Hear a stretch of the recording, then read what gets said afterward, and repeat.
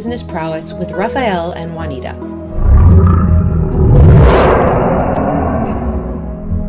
Our show will bring you the best insights, ideas, and inspiration from successful entrepreneurs and CEOs in the business world. We'll talk to experts and business leaders. Don't miss out on the opportunity to learn from the best and stay ahead of the game. Sifu Raphael is the founder of 5 unique shows. He's a fitness professional, solutions expert, executive coach, and head instructor at Max Martial Arts and Fitness in New York. Juanita Cap is a public speaker who was in the ministry for 15 years. She has extensive knowledge of various topics such as leadership and communication, and has emceed many executive and academic events. Juanita is the founder of 2 unique shows. Her life motto is never give up.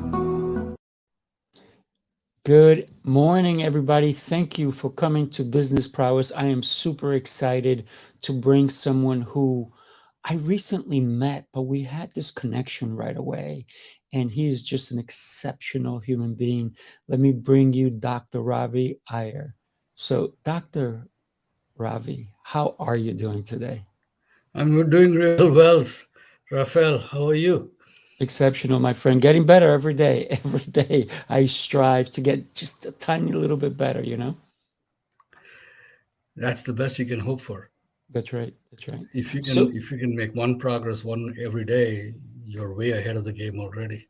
Oh yeah, absolutely. We've started a dialogue, you and I, and we connected right away. I felt a connection to you right away because you're always the person who you put other people ahead because you're thinking long term. You're thinking, if I can help as many people as I possibly can, I'm making a difference in this world that I have no control of, right? We can't control people, but we can help them. I'd love to hear your take on how that has helped your business. So when I started as a solo physician, and I'm still, after all these years, I'm still a solo physician, but I belong to a large group Right. of physicians, but each practice stands on its own legs. But when I started, I just had an idea that I'll just go out there and start seeing patients, and I'll start billing and start figuring out how. So I went to my wife and I said, I have 2 options. I can go into private practice, or I can go into a fellowship. I had a fellowship opportunity at Johns Hopkins, and if I go into fellowship, they're going to pay me $45,000. And if I go into practice in my first year, if I make at least $45,000, will you be happy? And she said, yeah. If you make the same amount as you would in a fellowship, I'm okay. I'm happy with that. So I started practice. And the first year I made 75,000. So she was, and we didn't have any arguments after that. But the idea is, one of the first rules of business is people sometimes get into the business mindset and they think that they're going to get rich immediately. And I can tell anyone and everyone that the first 3 to 5 years, you're going to be poor. But that doesn't mean you're going to be begging for food. Right. But you'll be making do. But none of the so-called success or wealth is going to come your way unless you manage to con a lot of people out of a lot of money. And they have funded you with venture capital and things like that, and you're living way beyond what you earn. But if you are actually starting a business, and if you're actually building the business yourself based on the product that you're making and the service you're providing, the first 5 years, please expect to be able to tread water and keep your head above water and pay the bills but you're not going to be taking any vacations. Mm. And if you are starting the business with the idea that you're going to take vacations and spend time on the beach, then you really have to rethink what your goal is, because the purpose of business is you are out there to provide a service that you have identified a need for. Hmm. So in my case, I had identified a need for a kind of doctor that did not exist at that time. It still doesn't exist. But and I had a belief that there were people who were telling me that that kind of doctor cannot be successful anymore. Mm. A doctor who cares cannot be successful anymore. A doctor who's willing to get up in the middle of the night at 3 a.m. and go and do a house call is not going to be successful anymore. These were the narratives that I was being fed when I finished medical school and when I finished residency. And Mm. there was a part of me that did not believe that. There was a part of me that believed that no, there were people who cared for that kind of a doctor. And if I could be that doctor, I would be able to survive and do well. Mm. And I still remember my first, one of my first patients was a colonel by the name of Joe Bellino. And, after he came to me and after I took care of him for about 6 months or so, he went around and said, I don't know if Dr. Iyer knows A from aspirin, but when I call him at 3 in the morning, he picks up the phone. Mm. And I told him, Joe, it doesn't hurt if you tell people that I know about aspirin also. That makes a big difference because people don't want to call a doctor who doesn't know what aspirin is. No, I mean, he was making a joke, but Of the course. the, the, the thing is, um, the first rule of a business is find out if you have a service that people want. Hmm. That's the first thing. Second, find out how you can deliver that service to the people who want it. Right. And third, find out how those people can reward you for what you give them. Hmm. That's all there is. The beginning, middle, and end of business is just this. The beginning of a business is to find out what is the service that people want. And I'm assuming that you have the ability to give that service or that Hmm. product. Right. Second, find out the people who want that service. That is your market. And the third is find out how they are going to reward you for it. And that is your pricing.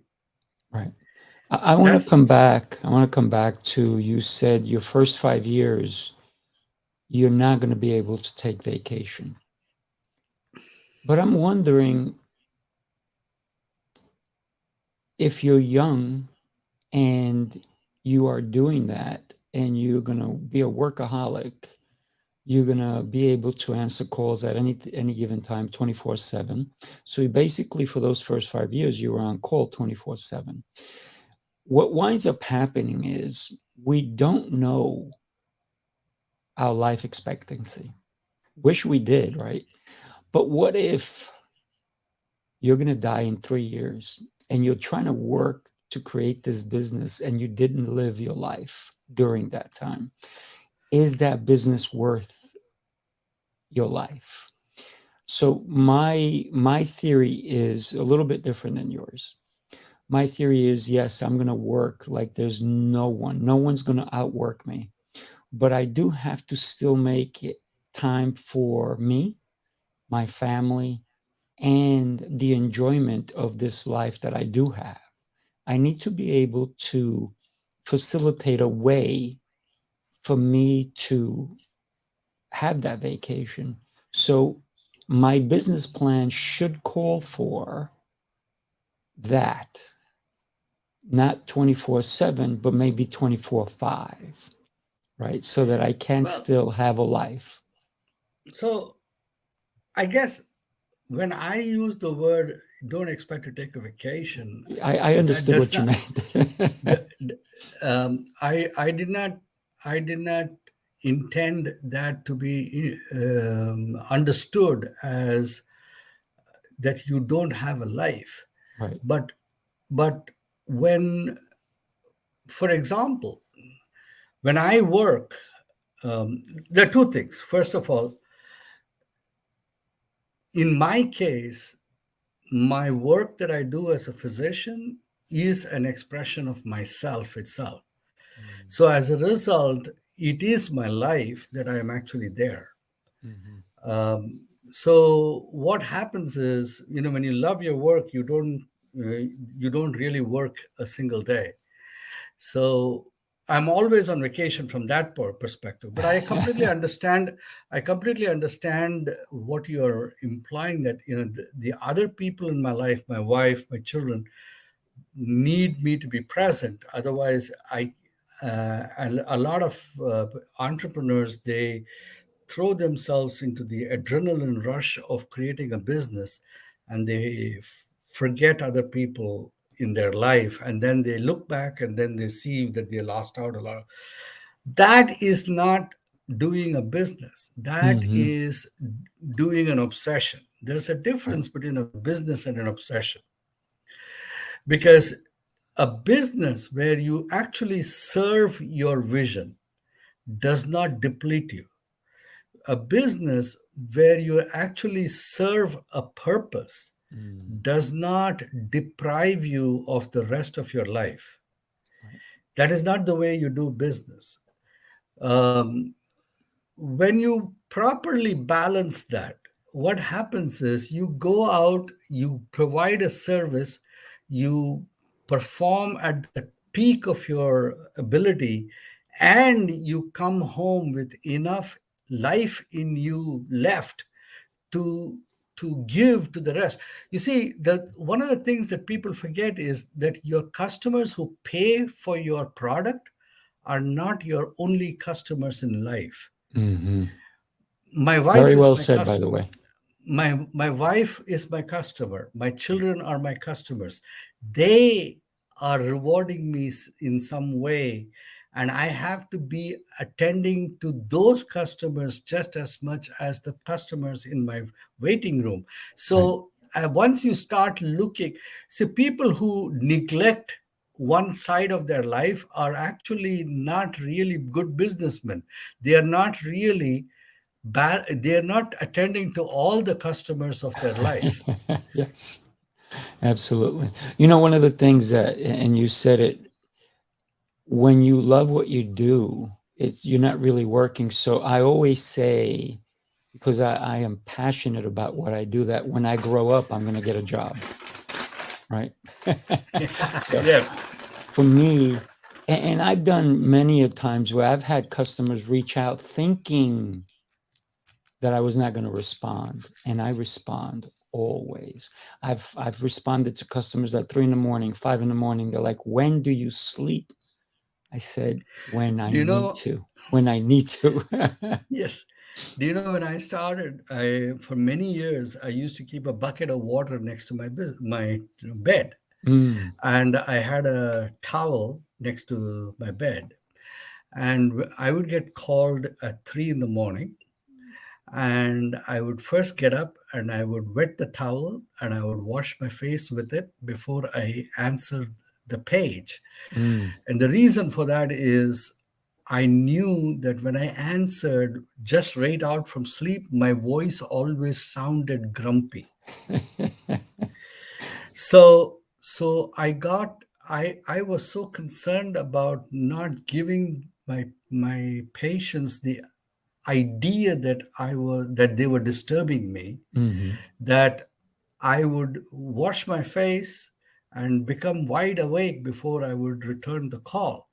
Mm. And Love that.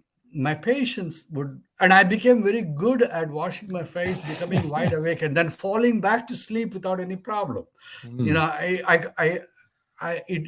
initially it was difficult, but then after some time, you get used to washing your face and then going back to sleep. Right. you know, so my patients would remark that how is it that at 3 in the morning you're so bright? I never told them the secret, but this is what you do. Mm-hmm. So people who are committed to providing the best in of themselves, of being excellent in the work they do things like this. Mm-hmm. They actually pay attention to the small details of their work Right.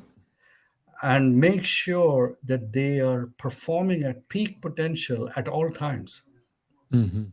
So one of the things, and we had a topic also concerning today, is failing and getting up again, or even falling and getting up again. They kind of both work together. If you fail or if you fall, we get up again. And why is that an important aspect? Because in medicine, I am sure that you have hit many brick walls because Mhm. you get frustrated. You have a patient who we can't figure something out. Something's not jiving correctly. How do we get the prognosis to help this person the most possible way? So sometimes failure is what we need in order to see a different way. Is that true for you as well? Oh, I failed many times. Mm, I failed many times, and I failed. My failures were always big. They mm, were never small failures. gotcha. Um, I when I was growing up, I did so badly in my university exams that no medical school would even consider my application. Mm, So I struggled and I sat for an entrance exam and went to the worst medical school in the entire nation. mm, I went to I decided that I'll go to any medical school that will have me. right. And I went to this uh, very uh, low level medical school in a third rate state of the country. And the only good thing about that medical school was that they had the best medical library in the school. Mm, So I spent so I decided that's okay. Then I don't. It doesn't matter if the teachers are bad, or if the classes are not being held on time, or if there were gangsters dominating the dorm. I mm, will I will spend my time in the library. right. So I studied in that library to the point that I knew more about the books in the library than the librarian. Mm, And what would happen was over there, the library was supposed to be open till 11 p.m. every day. right. But because of power cut shortages and load shedding, at 6 in the evening, power would go off. So the library would be dark.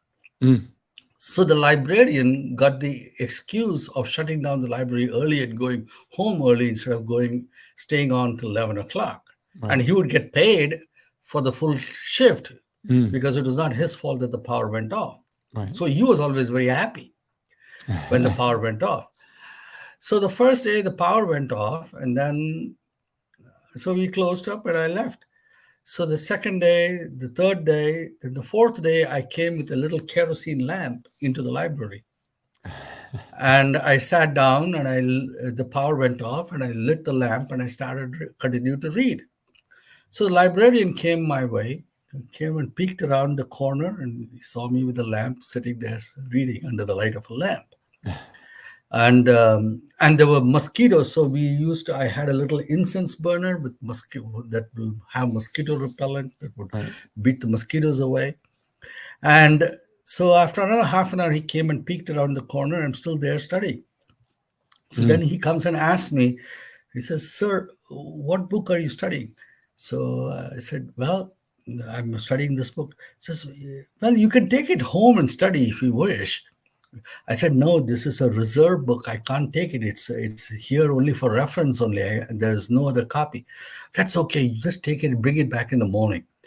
So then I said, well, I was also going to read this book and that book and that book and that book. So, so he said, you can take all of them. He gave me all the books to take, and within a short time, in exchange for him going home at 6 p.m. every day, because the load shedding would happen every day at 6 p.m. In exchange for that, the whole library was in my room. All the books in the library were in my room. And every now and then there would be uh, um, an orderly would come from the library to my room and say, hey, the librarian is calling for you, the professor is looking for the book and the book is with you in your room, can you please send that book back? so so so that was the story of how I built myself from failure after getting into the worst medical school. From there, I went to the best medical school in India, and from there I went to Harvard. But I failed real bad. You're muted. You're muted. There you go. So you reinvented the situation through Yeah. your studies, through your diligence. From reading your book, also, it says that you started teaching. You started teaching the gangsters because they were not passing the grades, right?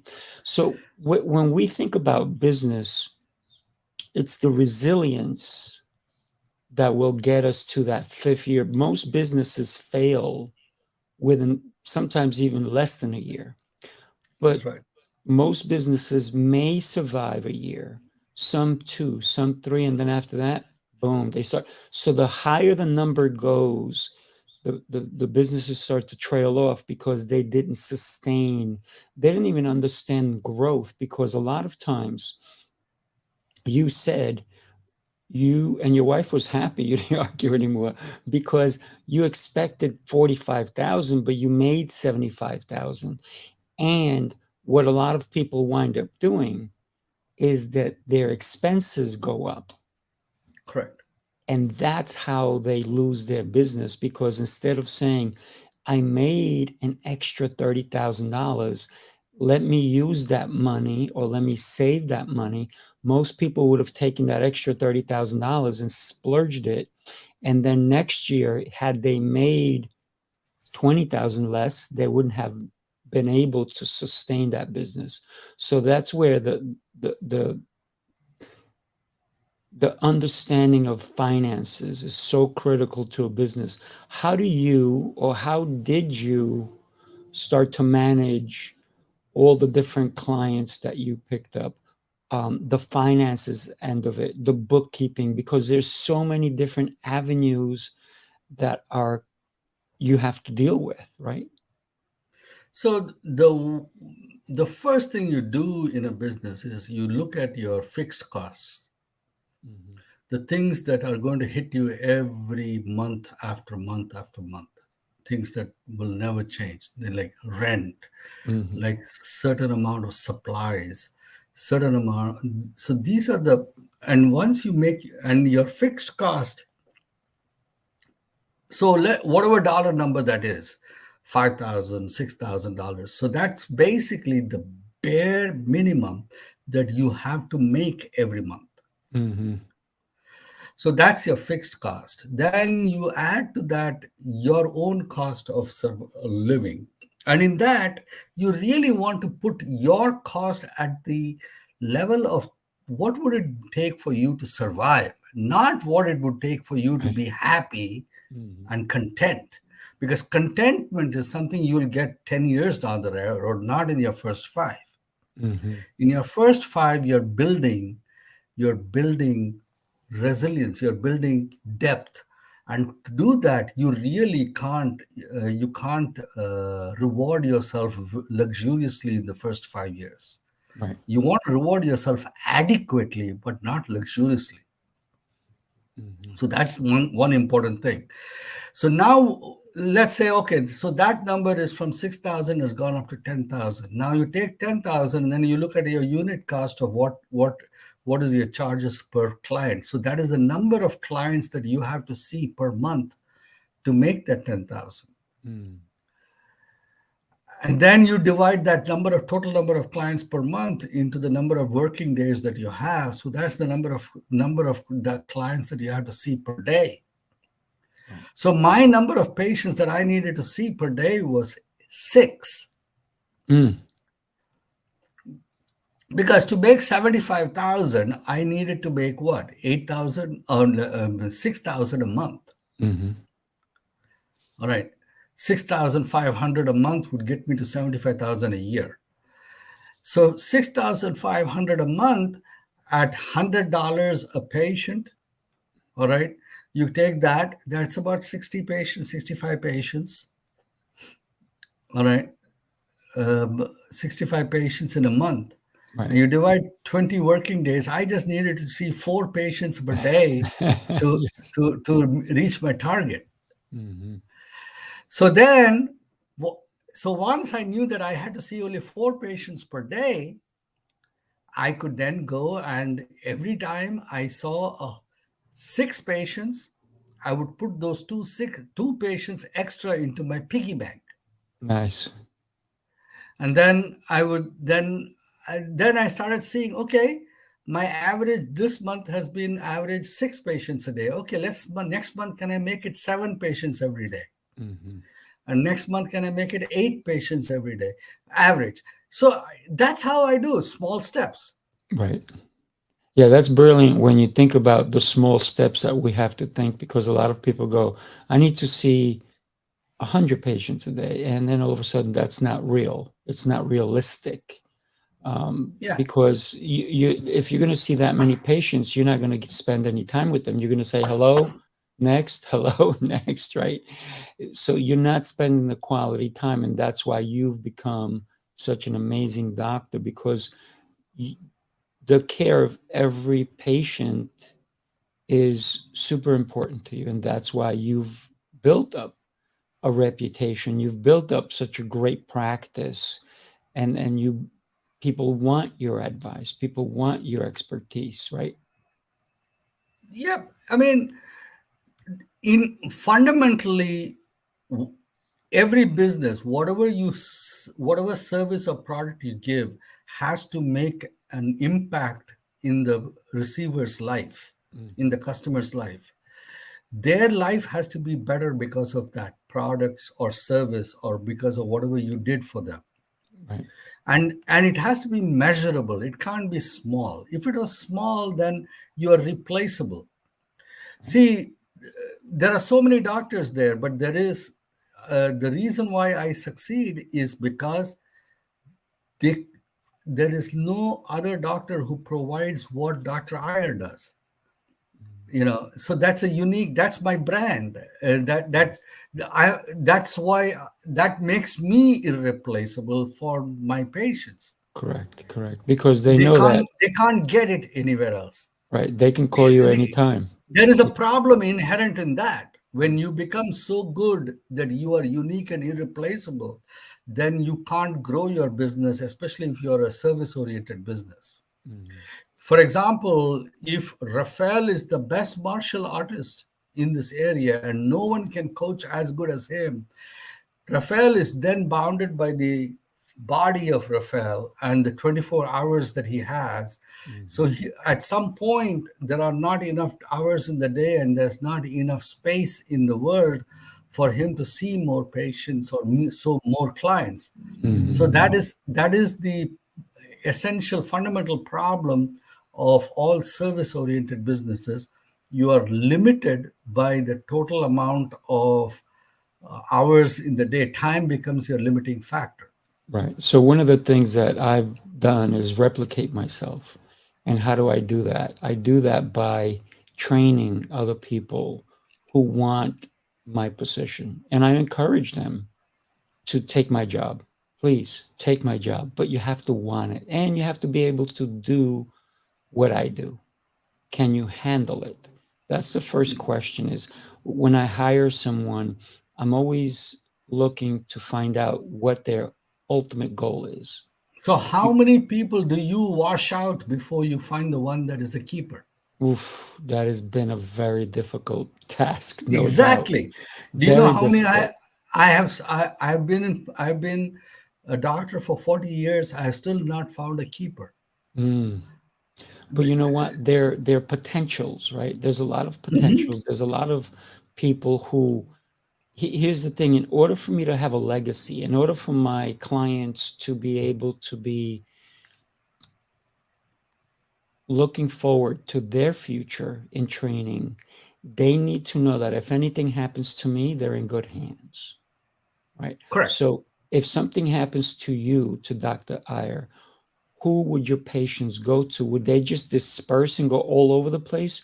Or do you have a set plan for them? Because that's what's going to differentiate you as well. Because people go, he has my best interest, even if For the he's not last here one anymore. year, for the last 1 year, Hmm. my organization has been trying to recruit a physician.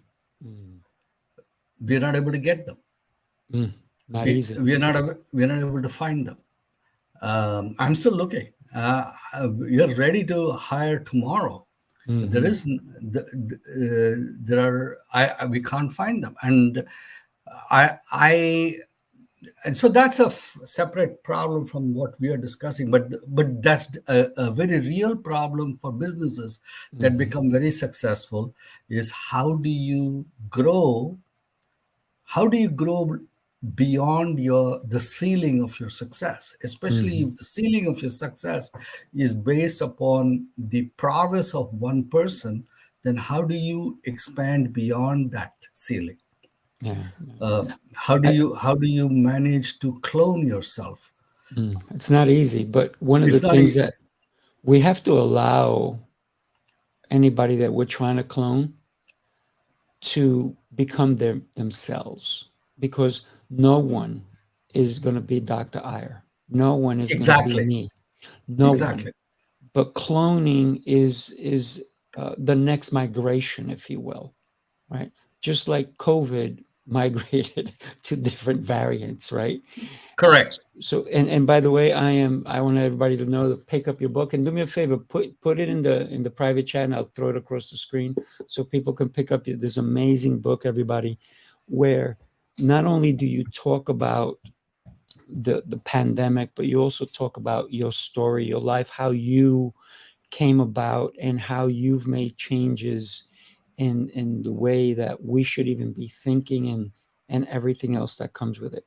But it's about cloning somebody without expecting them to do it exactly the way we do it, but to still somehow come up with a good end result, right? That's right. Mhm. The the key to replicating a service oriented business is to actually find a way of find a way of allowing the new incoming individual to be their own self, yet fit into the culture of the organization they're coming into, Mhm. such that they actually become a value add. And it's not an easy process. It's definitely a doable process, but Right. it's not an easy process.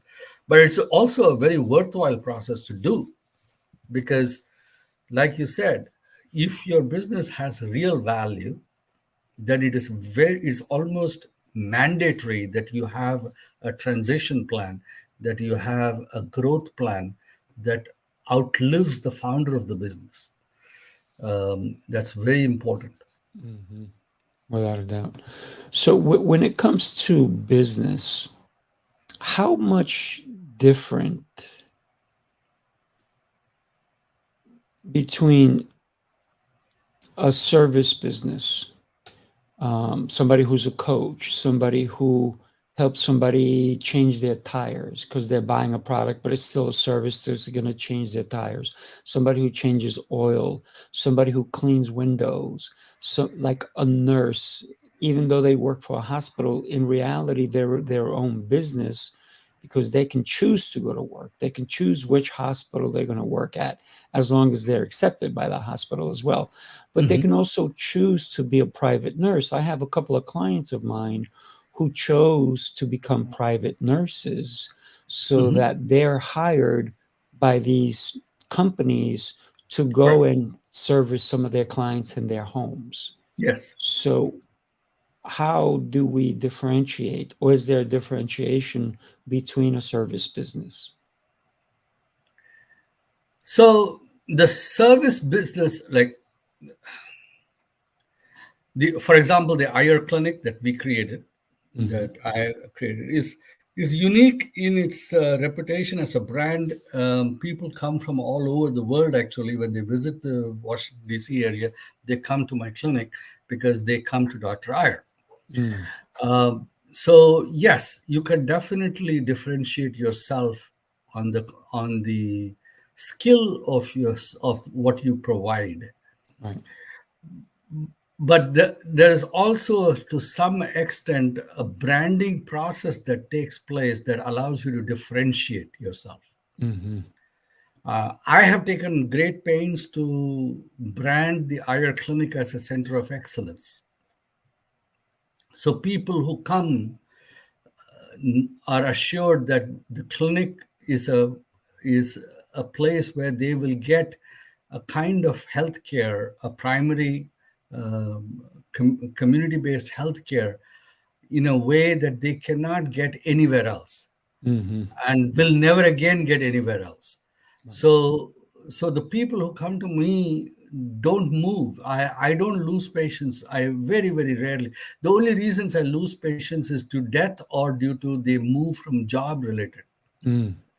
So so patients who come to me and become part of my practice, they don't leave unless their life is over or their job takes them to a different country.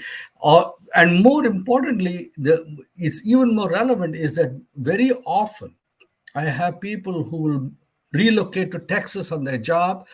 3 years goes by, and then they relocate back to Northern Virginia again on their job. And guess what? They come right back. Right. I came back to the area, and I wanted to come back to you.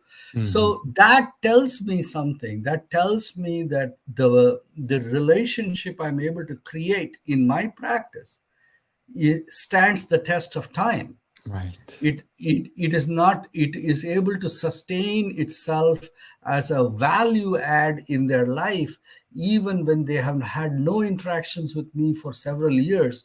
They still come back to it as a reliable indication. So once you have done something like that in a service industry, you have differentiated yourself. You have, and I call that trust, right? Yeah. Because why would you go to someone you don't trust? It's trust, like, and understand that they care for you, right? That's why somebody's going to come back to me.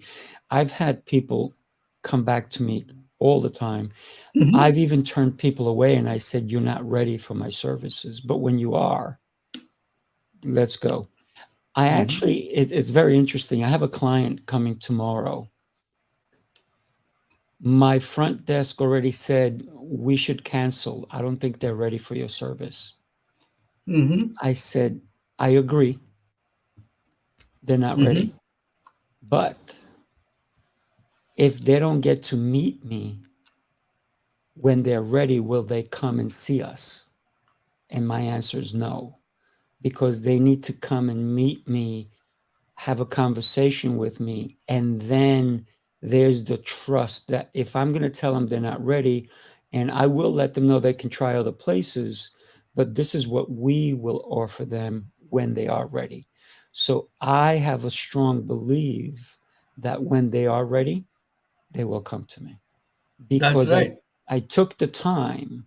Now, I didn't dismiss them through an email or a You phone built a call. relationship before you redirected them. And that relationship basically cements the opportunity to reconnect. Right. Yeah. A lot of people don't do that. They're like, "Oh, no, I'm not going to work with that person," or "I'm not even going to go into that business." without knowing what it's about. So a lot of times I always tell my clients, are you sure you want to work with me? Did you check other people out? Why? And then Mhm. the other question I always ask is, why are you here today? Why? Right? You know why, because they're sick, right? A lot of times they come sick. Yeah. Do you, and you probably also get patients who've been referred to you, but don't come to you because you're a doctor. And most people, they don't do the right thing for themselves. They only go to a doctor when they're in pain or when there's something wrong. How important is it for all of us to go to a doctor before anything is wrong? And when we're feeling amazing, isn't that the best time to go and create that relationship? Oh, I wish they'd do that, but um, increasingly it is becoming more and more important to treat at least an annual visit with a physician Mhm. as like the way you would do an oil and filter change on your car. Mm. You really need to do that once a year. You just need to Right. go. um, and if you can do that, you'll save yourself a lot of trouble unnecessarily. Correct. Then the other thing that I often tell patients is that when I find something, I tell them that, listen, I'm going to tell you what you have to do. And I tell them that I want you to understand something. There is no democracy in five different kinds of relationships. Mm. I say, there is no democracy between you and your teacher. There is no democracy between you and your priest, you and your lawyer, Mhm. you and your doctor, and you and your wife. In each of these five relationships, it is their way or the highway. Yes. So, so if you don't want to listen to what I'm going to say, then why are you going to a doctor that you don't want to follow? Go to Mm. the doctor that you want to follow. Don't, you're not going to follow what I'm telling you.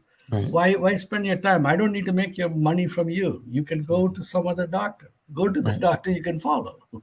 Yeah. Yeah. So I'm sure that every so often you're going to get a client who is like that.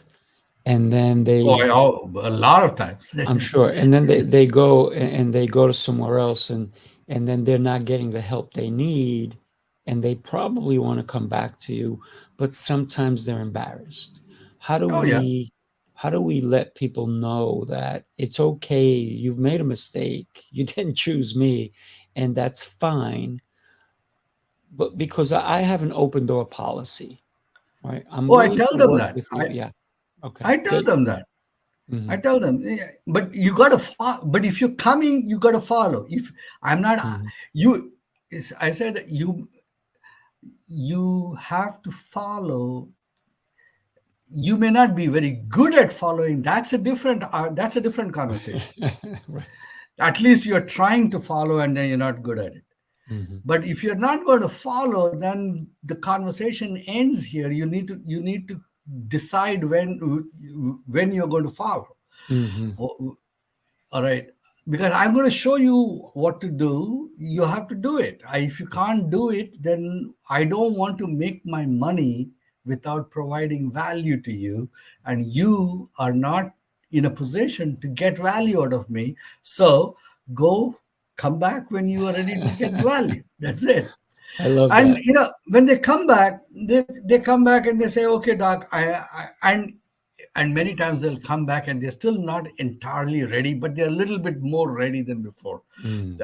And they still got these behavioral barriers to actually overcome before they can change.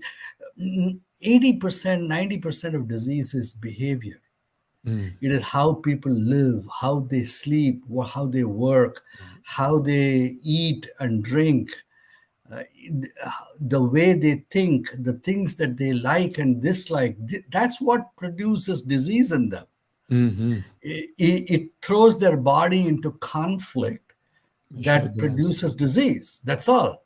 Either it is conflict with the environment, or conflict with the food that they eat, or conflict with the life they live.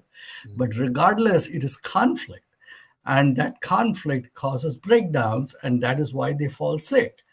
And that is 100% the reason in 90% of all the conditions. 10% of conditions is an external agent. You fell down, you got hit by a truck, you got an infection by a bacteria or a virus. That's an external condition.